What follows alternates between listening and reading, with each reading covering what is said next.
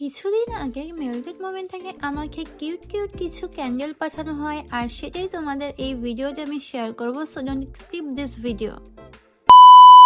Hello everyone, it's me Ishita. So candle পছন্দ করে না এমন মানুষ হয়তো কোথাও পাওয়া যাবে না, তাও আবার যদি এত সুন্দর করে প্যাকেজিং করে দেওয়া হয় তাহলে কার না ভালো লাগে। আমি আনপ্যাকিং করার আগে আমার ভালো লাগছিল, কজ এত সুন্দর করে প্যাকিং করে দিয়েছে, ইভেন এখানে আমার নামও লিখে দিয়েছিল। অ্যান্ড দেন আমি যখন প্যাকেজটা খুললাম জাস্ট অবাক, কজ এখানে অনেকগুলো ক্যান্ডেল ছিল অ্যান্ড একটা থেকে সুন্দর। আমি তোমাদের এখানে সবগুলাই দেখিয়ে দিচ্ছি। আমার কাছে তো সবগুলাই অনেক কিউট লেগেছে and unique. Birthday, anniversary or যে কোনো ওকেশনে আমরা ক্যান্ডেল দিয়ে ডেকোরেশন করি। তো এই কিউট কিউট ক্যান্ডেল দিয়ে যদি ডেকোরেশন করা হয় তাহলে আরো সুন্দর হয়ে উঠবে।